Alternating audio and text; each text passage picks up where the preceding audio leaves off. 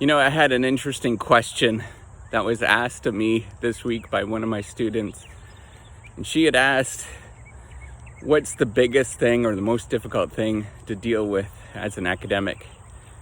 And I think it's true of anybody in any particular career once you get to a certain stage of who you are. And it's really trying to figure out who you are, and not only who you are, but what are your limitations. That is such a difficult thing to figure out, is to know that you're limited and struggle with the fact that you are limited and you want to spend your time doing things that interest you.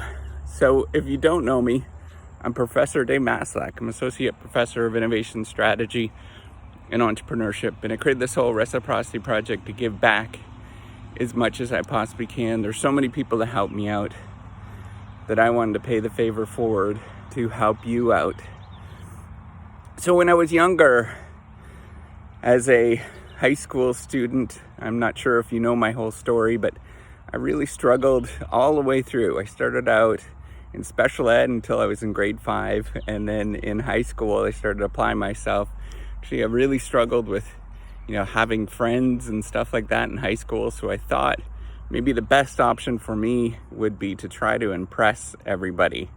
And I think the story is quite normal with a lot of us, you and me, and many people that are out there. And so I began to start to work really hard in trying to work hard in my academic studies, because I thought that's the way that you actually get a great career, and then I can impress all these people.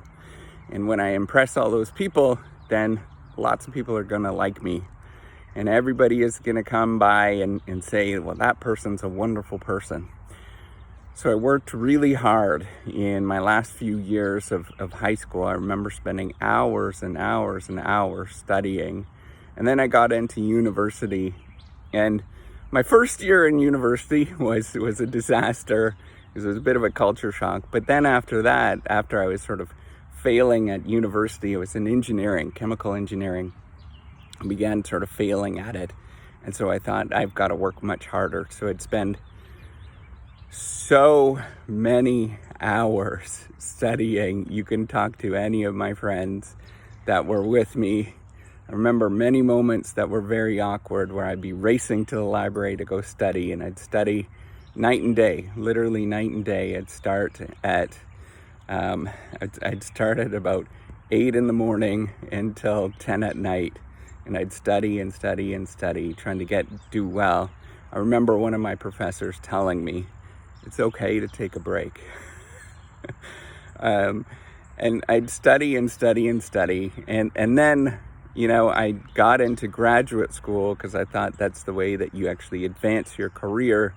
You get into graduate school, and then I studied like that. And then I started doing that, and I got into a PhD program at a really well-known university, the Ivy School of Business. It's quite well-known in terms of a business school, and I'd study and study and study there. And in my first year, I had a bit of a gut check. I had both of my dads, so I was just newly married at that time. My dad and my father-in-law died. We're from, I married my high school sweetheart, and my father-in-law and my dad, who both worked at the same pulp and paper mill, died within a week of each other from kind of similar cancers. And this was in December of the first year that I got into the PhD program. And it really shook us up, because I was going along the sort of progress of studying and studying and studying. But then here's a moment where not only I was dealing with who I was and dealing with my own dad's death, but then I had to deal with my wife's dad's death. And that was a real struggle for us as a couple, as a newly married family unit, and it was very tough. And so what I ended up having to learn is that working all the time and studying all the time was going to have to take a back seat to caring for my family, for my wife, because we were struggling. It would have been a not so good thing. And so I'd work really hard when I was in the PhD program. You can ask the folks that were there. I barely spoke to anybody, and it was a very rough time for me. And I studied very hard and did everything that I should do so I can spend time with my wife and eventually my 2 kids, because that gave me so much perspective in terms of who I was and where I wanted to go in my life. But what I've come to realize as I've sort of worked at different things, and it never goes away.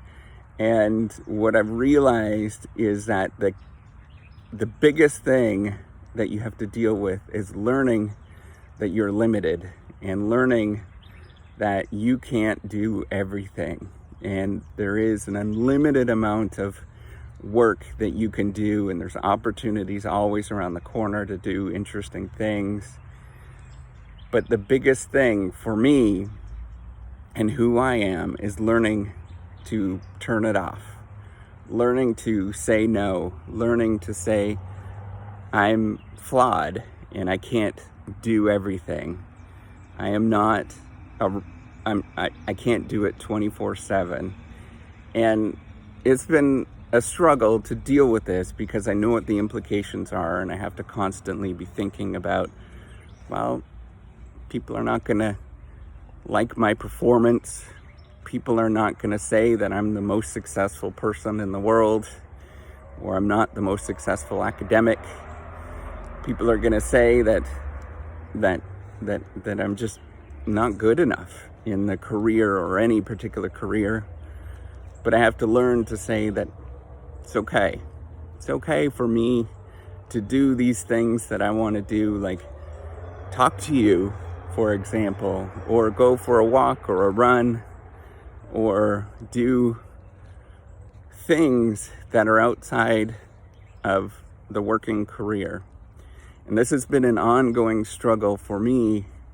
And there's many nights where I wake up in the middle of the night feeling insecure with who I am, feeling that I'm not doing the right thing, feeling that I should be working more, doing more, that there is endless things that I should be doing, and dealing with the struggle of knowing that you're imperfect, that you can't do it all the time, that there's some things you'll never be able to get to or be able to achieve in your life, is one of the toughest things to deal with, at least for me.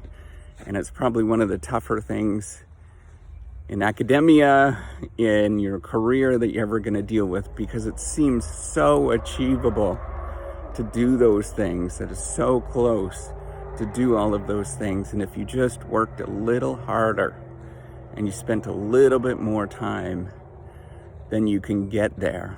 And it's so seductive to get to the point of doing those particular things and working so hard to get to the point where you actually are not yourself anymore. You're somebody else. You're different. You are fundamentally empty inside.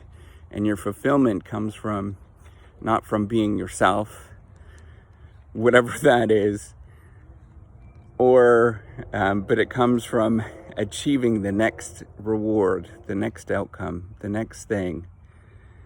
And knowing that has been my struggle, and knowing how others might view it or think about it, has been ultimately one of the most challenging things to deal with. And I don't know what the right answer is, but I know that it's a constant struggle where you battle this in your head and in your mind, that you are imperfect, and that imperfectness is okay. Being okay with the fact that you can't achieve everything, and you're never going to get to the part that the thing in the imaginary thing in your mind, that ideal utopian land of where everything comes together and everybody recognizes you and loves you for who you are or your achievements. It just never happens, and it never gets there. And knowing that yourself, that you are imperfect or flawed compared to that image, and dealing with the fact that you are just good enough and amazing with who you are at this moment. That's the struggle. That's the most difficult thing that I deal with. So if you're like me and you would agree with the fact that it is the ultimate struggle that we all deal with, then leave a comment. Let us know how you're feeling and how you're dealing with this. Because frankly, I don't know how.